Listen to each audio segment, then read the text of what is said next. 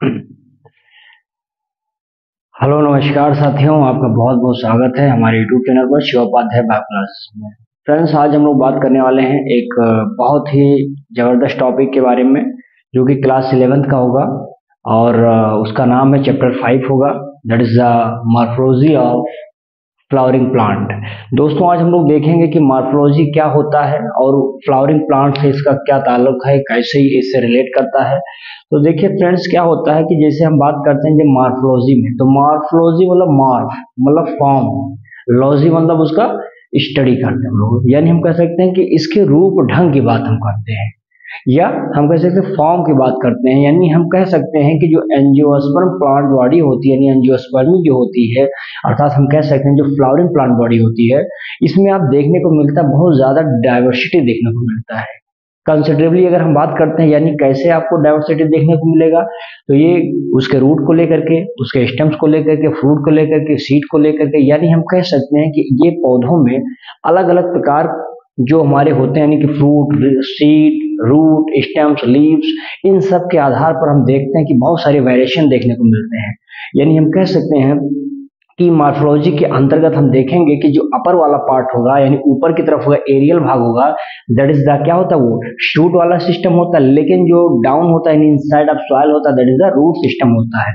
यही चीज अगर आप देखेंगे जो डाइकोटिलीडन्स जो प्लांट बॉडी होती है, यानी डाइकोटिलीडन्स जो प्लांट्स होते हैं, उसमें डायरेक्टली इलोंगेशन होता है रेडिकल से, और वो जा करके नीचे क्या चले जाते हैं, सॉइल में चले जाते हैं, वहां से एब्जॉर्प्शन करते हैं। साथ ही साथ उसमें बहुत सारे ब्रांचेस आपको देखने को मिलेंगे, यानी प्राइमरी ब्रांचेस देखेंगे, सेकेंडरी ब्रांचेस देखेंगे, टर्सरी ब्रांचेस देखेंगे, और ये सब आपस में कॉन्स्टिट्यूट करके क्या बना लेते हैं, एक टैप रूट सिस्टम बना लेते हैं। वहीं पर आप मोनोकोटिलीडस में देखेंगे तो मोनोकोटिलीडस में जो हमारा कह सकते हैं कि मेन सूट होता है, वो क्या होता है, बहुत ही शॉर्ट लाइफ होता है, बहुत ही छोटा होता है।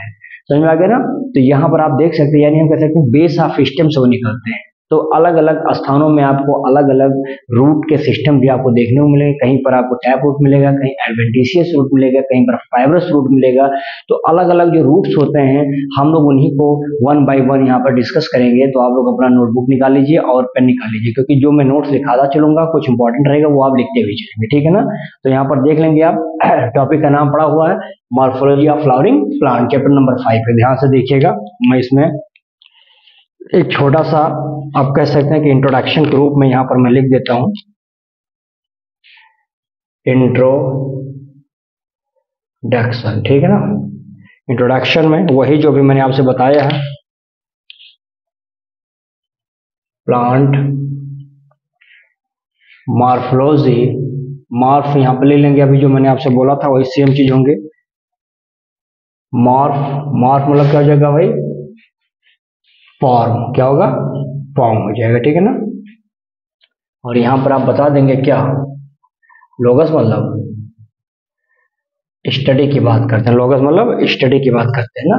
ले लेंगे यहां पर डील्स विथ, किसका, deals with the study of form and feature, form and feature of different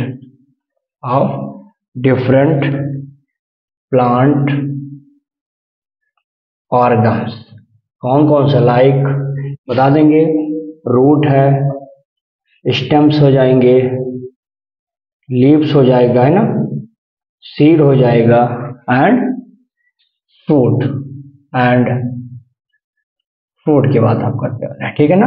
यानी हम ये कह सकते हैं कि जो हमारे रूट होंगे, स्टेम्स होंगे, लीव्स होंगे, सीड होंगे, और जो फ्रूट्स होते हैं, इन्हीं पर हमको क्या देखने को मिलेगा, हम लोग स्टडी करते हैं। यानी कि हमें पता करना है कि इनकी क्या फीचर्स क्या होते हैं, यानी हम उसके फॉर्म के बारे में, फीचर्स के बारे में, यानी हम कह सकते हैं कि बाहरी बनावट कैसे है। और बाहरी जैसे होता है ना कि बहुत सारे प्लांट लगे हैं, जैसे आपको शीशम को देखने को मिलेगा, केले का प्लांट दिखेगा, और अलग अलग प्लांट्स आपको देखने को मिलेंगे, लेकिन सबका रूप ढंग आप देखेंगे बाहरी स्तर से क्या होगा, सबका अलग अलग होता है। जड़ देखेंगे तो किसी का शॉर्ट होता है, किसी का बहुत इनसाइड सॉइल चला जाता है, तो उसमें भी कुछ दिक्कतें होती हैं, अलग अलग होता है, वेरिएशन होगा। फ्रूट देखेंगे, किसी का बहुत छोटा फ्रूट्स होगा, किसी में बहुत बड़े बड़े फ्रूट्स हो जाते हैं, तो उसमें भी वेरिएशन देखने को मिलता है। किसी में सीड है तो किसी में सीड नहीं है। यानी हम कह सकते हैं ओवरऑल कि हाँ, एंजियोस्पर्मिक प्लांट बॉडी यानी जो फ्लावरिंग प्लांट बॉडी है उसमें हम लोग root, stem, leaf, seed, fruit को लेकर के हम वेरिएशन देखते हैं और उसी वेरिएशंस के अध्ययन को हम लोग क्या बोलते हैं, मॉर्फोलॉजी का नाम से जानते हैं। मॉर्फ मतलब क्या हो जाएगा, मैंने यहाँ पे शॉर्ट बना दिया फॉर्म, और लोगस मतलब स्टडी हो जाता है, समझ में आ गया। तो ये हमारा हो जाएगा आपका पहला पॉइंट। फिर लिख लेंगे यहाँ पर एंजियोस्पर्म, इसी का नाम क्या हो जाता है, फ्लावर या फ्लावरिंग प्लांट्स, ठीक है ना। क्या करता है, शो द या शो ए लार्ज डाइवर्सिटी, कहां पर, इन एक्सटर्नल, ठीक है ना। और इनको कहां पर, इनको कैरेक्टराइज करते हैं, दे आर कैरेक्टराइज्ड कहां पर करेंगे, तो लिख लेंगे दे आर कैरेक्टराइज्ड फ्रॉम, ठीक है ना, या सीधा लिख लेंगे they are characterized by presence of, क्या होगा इसमें, प्रेजेंस ऑफ बता देंगे इसमें रूट, भाई किसी में रूट कहां तक है, रूट की बात कर लेंगे, लीव्स की बात कर लेंगे यहाँ पर, ठीक है ना, या फ्लावर की बात कर लेंगे, या फिर फ्रूट की बात कर लेंगे। तो ये सारी चीजें किसी किसी में मौजूद हैं, किसी किसी में छोटी हैं, किसी में बड़ी हैं, अलग अलग इनका फंक्शन होता है, तो वो चीज हम इसमें देख सकते हैं। यानी हम कह सकते हैं इसमें कि जो अंडरग्राउंड पार्ट होगा, underground part of flowering plant क्या कहलाता है, वो रूट सिस्टम, और जो आपको देखेंगे एरियल पार्ट्स आपको दिखाई पड़ता है, उसका क्या नाम हो जाएगा, ऊपर है तो ऊपर वाला भाग हमारा शूट कहलाता है, तो उसको क्या बोलेंगे, शूट सिस्टम कहलाएगा, ठीक है ना। तो ये हो जाएगा इसका। अब इसमें रूट्स में अगर आपको मैं बात करता हूं तो देख लेंगे इसमें द रूट, थोड़ा रूट के बारे में भी आपको बता देता हूं भाई। देखिए बहुत सारे मेजोरिटी आपको डाइकोटिलीडन्स मिलेंगे, डाइकोटिलीडनस, ठीक है ना। तो डाइकोटिलीडन्स जो प्लांट्स होंगे यहां पर आपको देखेंगे तो यहां पर क्या होगा, डायरेक्ट इलांगेशन होगा, डायरेक्ट इलांगेशन कहां से, फ्रॉम डायरेक्ट इलांगेशन रेडिकल का कर दिया, डायरेक्ट इलांगेशन ऑफ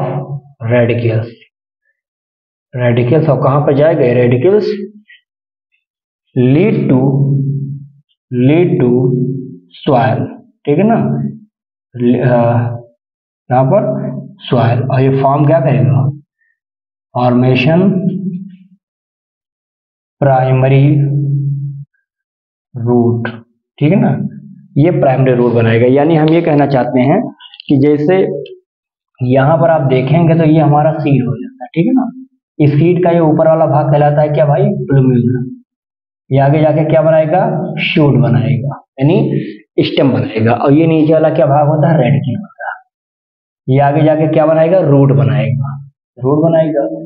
तो यहाँ जब हम बात करते हैं कि जब हम यहाँ से डाइकोटिलीडन्स में जब बात करते हैं तो डाइकोटिलीडन्स में ये कह रहा है कि डायरेक्टली रेडिकल्स का इलांगेशन है, ये रेडिकल डायरेक्ट इलांगेट करके सॉइल में चला जाता है, और ये आएगा तो जब सॉइल पार्टिकल्स में मिलेगा तो ये बनाएगा क्या भाई, तो यहाँ पर ये बनाता है क्या, फॉर्मेशन ऑफ प्राइमरी रूट बनाता है, और यही प्राइमरी रूट में आपको देखने को मिलेगा क्या हो जाएगा, इसी में ऐसे ब्रांचेस निकले रहेंगे, इसको प्राइमरी रूट कहते हैं। इसी में आपको ऐसा सेकेंडरी रूट मिलेगा, इसमें आपको ऐसा टर्सरी रूट मिल जाएगा, ये सब मिल जाती हैं। यानी हम कह सकते हैं कि डायरेक्ट जो इलांगेशन हो रहा है रेडिकल का सॉइल में, उससे प्राइमरी, सेकेंडरी, टर्सरी रूट बनते हैं, और सब मिल करके क्या बना लेते हैं, टैप रूट सिस्टम बना देते हैं। इतनी बातें आपको समझ में आएगी कि टैप रूट सिस्टम क्या होता है, direct elongation from the radical into the soil and branches, उसमें बहुत सारी ब्रांचेस दिखाई पड़ती हैं जिसको प्राइमरी, सेकेंडरी, टर्सरी ग्रुप में जाना जाता है। समझ में आ गया इतनी बातें आपको, आगे देख लेंगे इसमें। वहीं पर आप देखेंगे कि कुछ आपको मोनोकोटिलीडन्स, क्या होता है मोनोकोटिलीडन्स, ये जो प्लांट्स होते हैं यहां पर आप देखेंगे the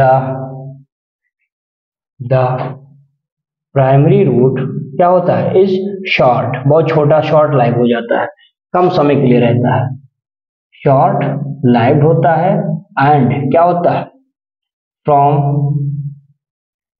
base of base of stem निकलता है, और बेस ऑफ स्टेम से जब निकलेगा तो क्या बना देगा, फाइब्रस रूट सिस्टम।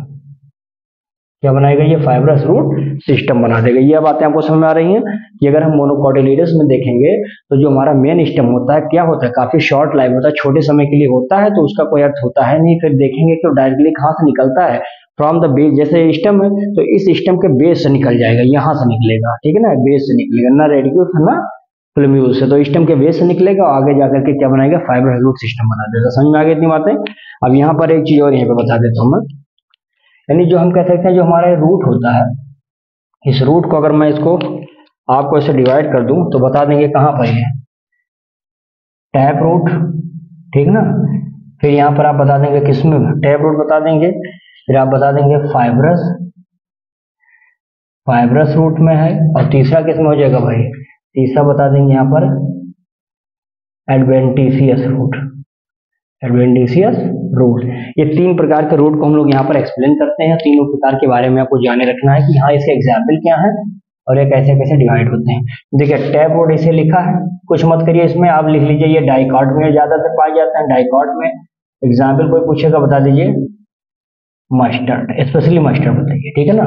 ये हमारा क्या हो जाएगा, ये फाइब्रस रूट होता है। एग्जाम्पल बता दीजिए किसमें होगा, ये मोनोकाट में, ठीक ना। एग्जाम्पल दे दीजिए किसका, गेहूं, वीट का, ठीक है ना। इसमें आप बता दीजिए किसका एग्जाम्पल, ग्रास, और एक बना दीजिए किसका, बनियान यानी बरगद का पेड़। तो ये तीन चीजें आपको समझ में आ गई होंगी। यहाँ ये टैप रूट क्या है, ये फाइब्रस क्या होता है, या फिर एडवेंटिशियस रूट क्या होता है, एग्जाम्पल क्या क्या होते हैं, ये चीजें समझ में आ गई होंगी। तो इसको लिखे। अभी आगे मैं आपको बताता हूँ इसमें कि कुछ ऐसे भी, अब एडवेंटिशियस रूट अगर मान लीजिए आपसे पूछा जाता है क्या है, तो आप इसमें एक चीज चाहिए तो लिख लीजिए, क्लियर कर लीजिए। फिर एडवेंटिशियस रूट अगर पूछा जाएगा तो बता दीजिएगा कहाँ से निकलेगा, ये arises from parts of plant other than radicle, बस इतनी चीजें आप बता दीजिए कि अगर एडवेंटिशियस रूट अगर पूछा जाएगा तो कह दीजिएगा कि सर ये भी निकलेगा रूट, भाई पौधे के ही किसी ना किसी भाग से निकलेगा। जैसे हमने कहा कि नहीं भाई टैप रूट साहब कहाँ से निकल रहे हैं, तो डायरेक्टली इलॉन्गेट करता है रेडिकल से, स्टेम के बेस से निकल रहा था भाई फाइब्रस मोनोकाट में। अब ये कहाँ से निकलेगा, ये कह रहा है कि पौधे के कहीं से भी निकले, बशर्ते रेडिकल से नहीं निकलना चाहिए। तो रेडिकल से नहीं निकलेगा, बाकी चाहे यहाँ से भी निकले, तो इसको बोलते हैं एडवेंटिशियस रूट। अभी बहुत सारे इसके एग्जाम्पल मॉडिफिकेशन तमाम आएंगे, तो इसका आप जल्दी से बना लीजिए स्क्रीनशॉट, फिर आगे।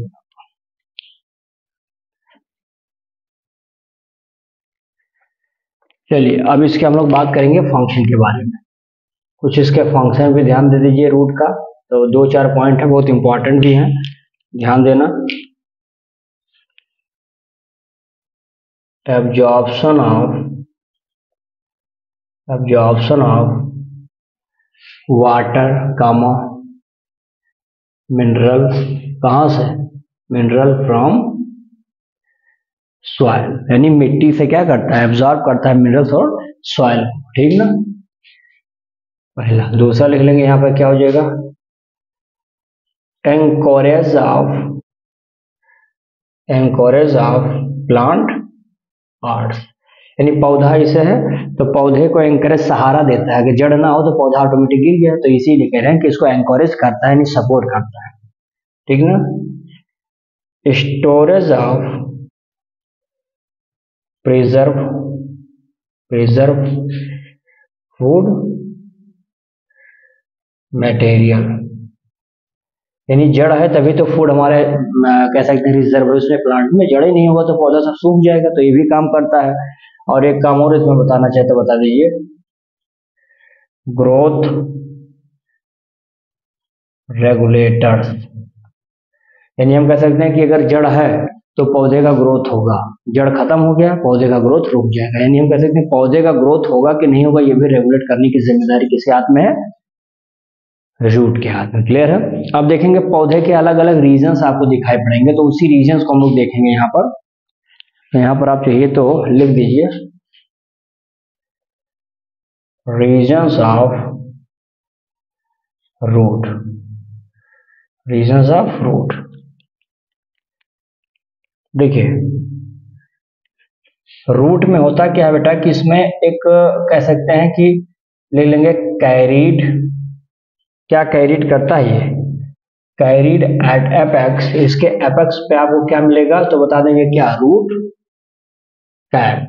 क्या कहते हैं, रूट कैप कहिए, या इसी का नाम एक और होता है calyptra, O R R calyptra, यानी रूट कैप होगा और या फिर कैलिप्ट्रा होता है, ठीक है ना। जैसे मैं यहाँ पे आपको समझा देता हूँ, बना देता हूँ, छोटा सा फिगर बता देता हूँ, देखिएगा यहीं से बना देता हूँ।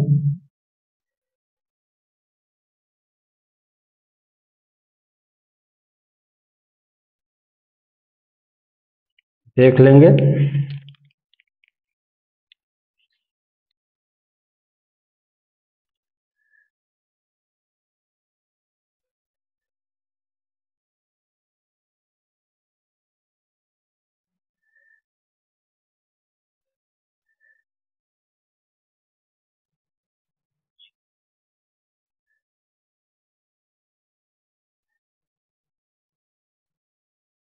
ध्यान से देखते रहेंगे, इसको बनाना भी है अभी, इसको बनाना भी रहेगा आपको।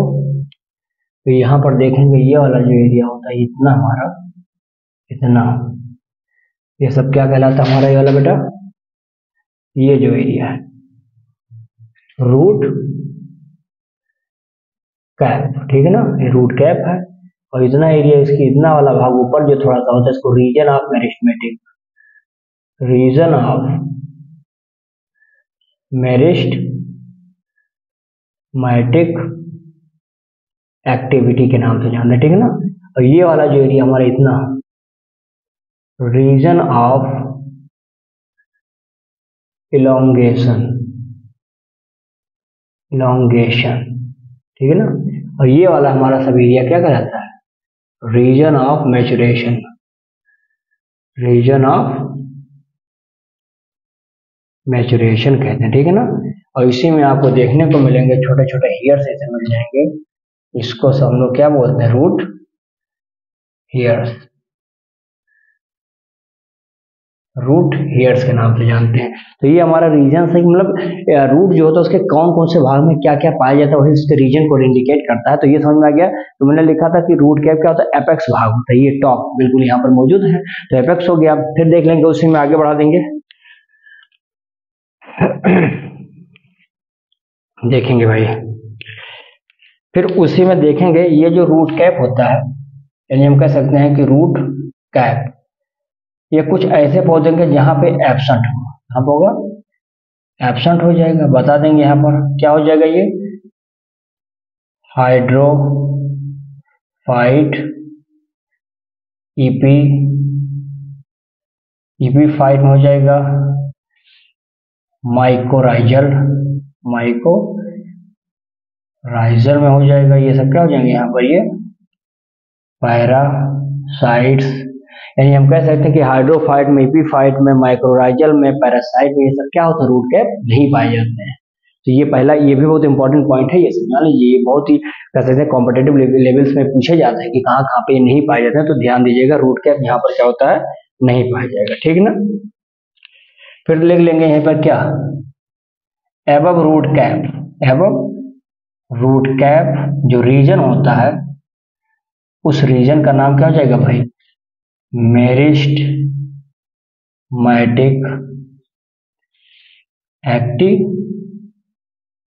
एक्टिविटी कहते हैं, ठीक है ना।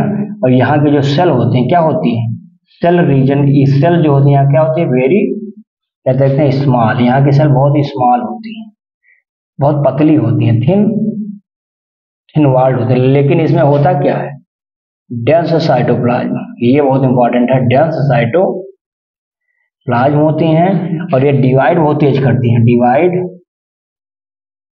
रिपीटेडली, ठीक है ना। तो ये डिवाइड करने में बहुत ही फास्ट होती हैं।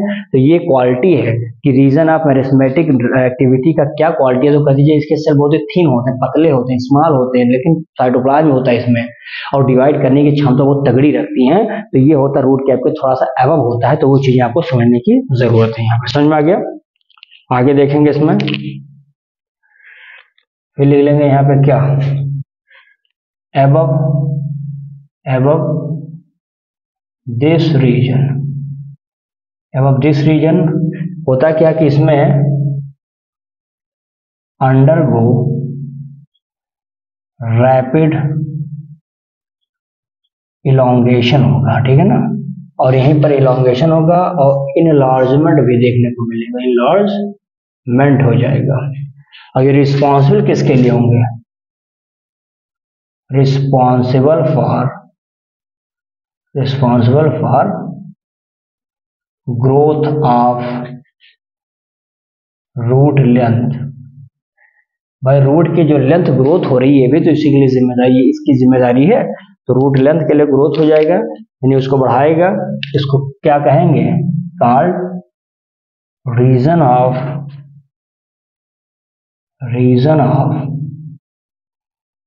इलोंगेशन, रीजन ऑफ इलोंगेशन के रूप में जाना जाता है। और यही सेल क्या होते हैं, जब आगे मैच्योर होते हैं तो लिख लीजिए, इसमें बढ़ा लीजिए, when the cell of this region differentiate, क्या करेंगी ये, डिफरेंशिएट करेंगी एंड मैच्योर हो जाएंगी, तब इसका नाम बदल जाएगा। जब मैच्योर हो जाएंगे तब इसका नाम क्या हो जाएगा, कॉल्ड, का नाम पड़ जाएगा called region of differentiation. Region of differentiation का रीजन ऑफ मैच्योरेशन कहिए, सीधा बताइए, रीजन ऑफ मैच्योरेशन, ठीक है ना। ये बातें समझ में आपको आ गई हैं कि रीजन ऑफ मैच्योरेशन क्या होता है। वही सेलें जो होती हैं उस रीजन ऑफ इलोंगेशन वाली, कुछ मैच्योर हो जाती हैं, कुछ डिफरेंशिएट इनलार्जमेंट करती हैं, जिसकी वजह से आपको देखने को मिलता है कि उसका नाम क्या हो जाता है, रीजन ऑफ मैच्योरेशन के रूप में जाना जाता है। और इसमें अच्छा, इसी की कुछ एपिडर्मल सेल जो होती हैं, उस एपिडर्मल सेल से ही रूट हेयर अभी देखें, लिख लीजिए चाहिए तो यहाँ पर, ये जो इस सेल का होता है ये लिख लेंगे, some epidermal cell form fine structure, क्या बनाते हैं, फाइन स्ट्रक्चर, जो कि बहुत ही क्या होते हैं, डेलिकेट, पतले होते हैं, डेलिकेट होते हैं, थ्रेड लाइक होते हैं, ठीक है ना, थ्रेड लाइक होते हैं। नाम क्या होता है उसका, रूट हियर कहते हैं, रूट हियर कहते हैं, उसको रूट हियर के नाम से जाना जाता है। ये एब्सेंट कहाँ होता है, ये चाहिए तो लिख लीजिए, absent in mycorrhizal root. Mycorrhizal root में क्या होता है, ये एब्सेंट होता है। तो यानी हमने कहा कि भाई इसी रीजन ऑफ मैच्योरेशन के ही कुछ ऐसे सेल होते हैं जिसके एपिडर्मल सेल क्या बनाते हैं, छोटे छोटे delicate minute hair like structures का फॉर्मेशन करते हैं, जिसका नाम क्या जाता है, रूट हेयर कहा जाता है। वही रूट हेयर जो वाटर मिनरल्स को क्या करता है, एब्जॉर्ब करने का काम करता है। अब वो अलग बात है कि यहाँ ये माइक्रोराइजल में रूट में नहीं पाए जाते हैं, समझ में आ गया। इसका स्क्रीनशॉट ले लीजिए।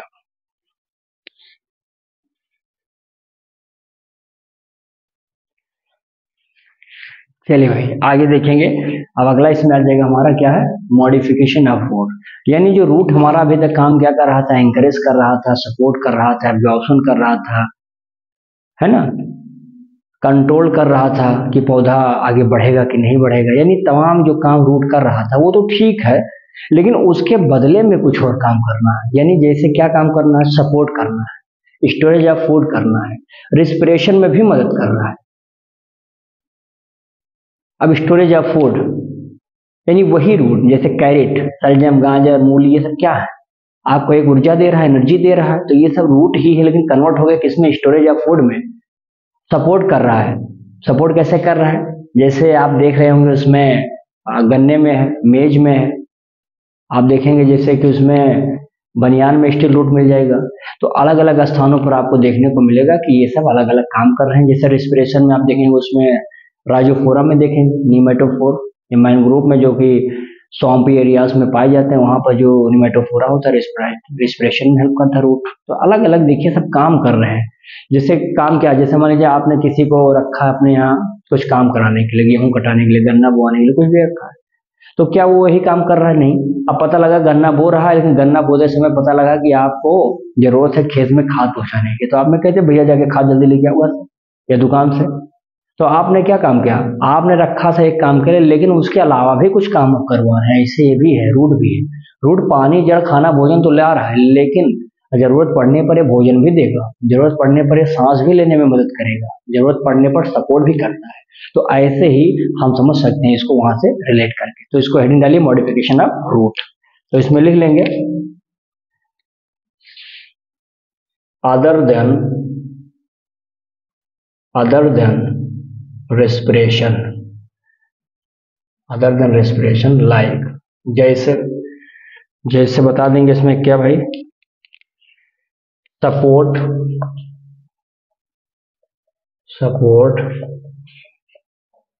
स्टोरेज ऑफ फूड, और क्या हो जाएगा इसमें, रिस्पिरेशन। क्या हो जाएगा? रिस्पिरेशन। ये सारे काम कौन कर रहा है? रूट ही कर रहा है, लेकिन इसके अलावा, ठीक है ना। तो पहले बात तो यही बता देंगे इसमें, समझ में आ गई इतनी बातें। दूसरे में ले लेंगे, जैसे टैप रूट आप देखेंगे, आप किसमें, कैरेट है, टर्निप्स हो जाएगा, एंड आपको देखने को मिलेगा एडवेंटिशियस। क्या है? एडवेंटिशियस रूट किसमें, ऑफ स्वीट पोटैटो, गंजी, sweet potato, potato potato get swollen, ठीक है ना। दैट इज हेल्प इन किसमें, हेल्प इन स्टोर फूड।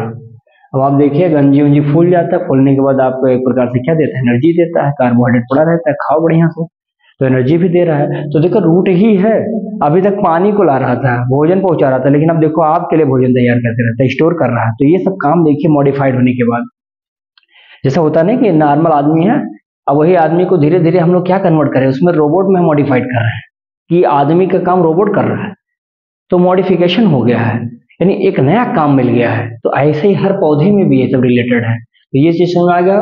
आगे देखेंगे इसमें, जैसे देखेंगे इन बनियान बरगद के पेड़ में, बता देंगे क्या है भाई इसमें, क्रॉप रूट, ठीक ना। वहीं पर आप देख सकते हैं किसमें है, मेज में या शुगर केन में। क्या हो जाएगा भाई इसमें, बता देंगे, ये सपोर्ट करता है स्टिल रूट। समझ में आ गई इतनी बातें, ठीक है ना। वहीं पर आप बता देंगे किसमें, राइजोफोरा, क्या नाम है इसका, राइजोफोरा एंड सोनेरिसिया एंड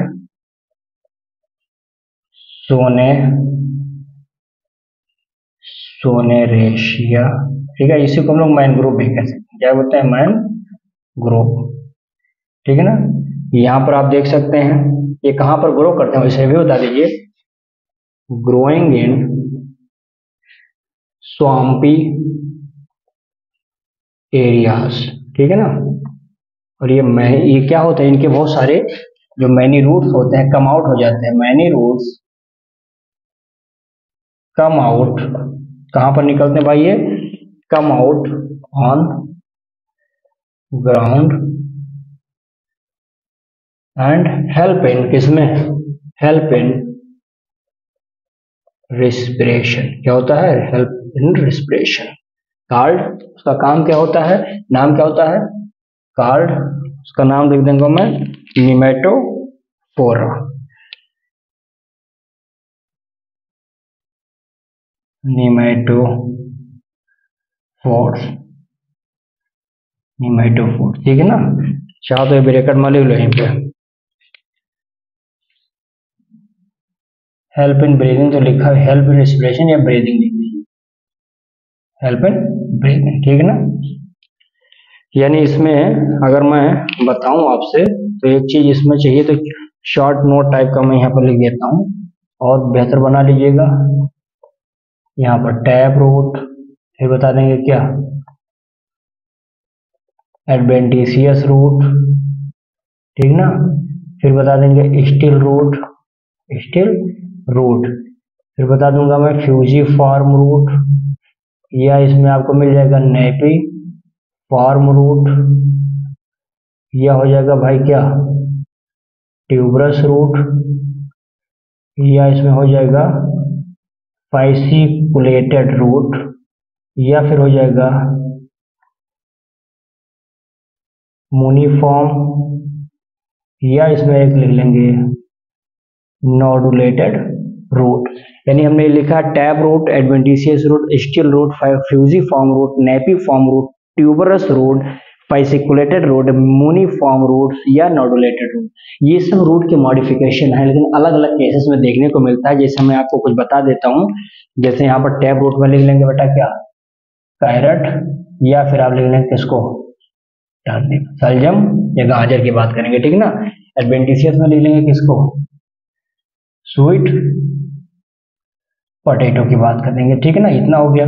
इसमें स्टिल रूट में किसको लिख लेंगे भाई शुगर केन, ठीक है ना, या मक्का, जिया मेज बोलते हैं मक्का भुट्टा, या शुगर केन गन्ना, सैकरम ऑफिसिनेरम साइंटिफिक नेम होता है इसका, ठीक है ना। ये हो गया।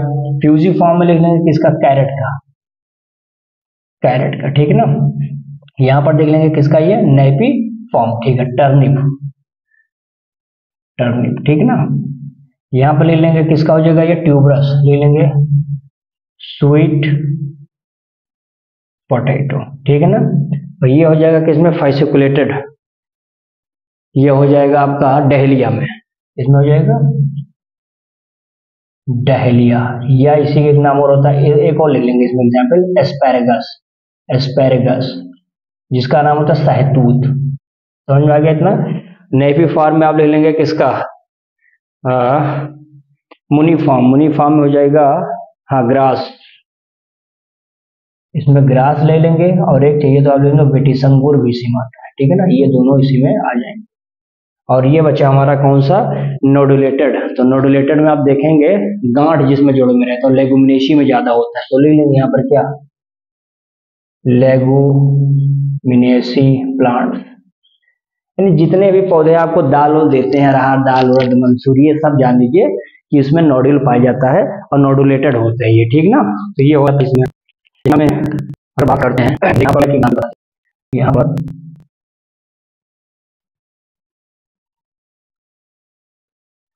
पर मैं आपको छोटा सा एग्जाम्पल तौर पर बना देता ताकि आपको समझ में आ जाए, ठीक ना। आप बनाते रहेंगे इसको।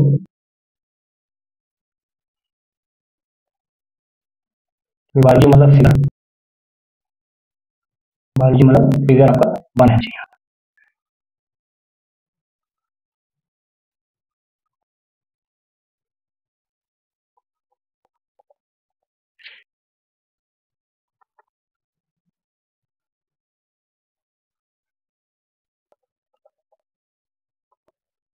यानी हम बता सकते हैं, क्या बता सकते हैं, ये हमारा बता देंगे इसको पहला बता देंगे जिसमें कैरेट या हम कह सकते हैं कैरेट या टर्न, ठीक है ना। टैब लेंगे इसको, टैब रूट बता दें इसको, हमारा कैसे देगा एडवेंटिशियस रूट आ जाएगा, ठीक है ना।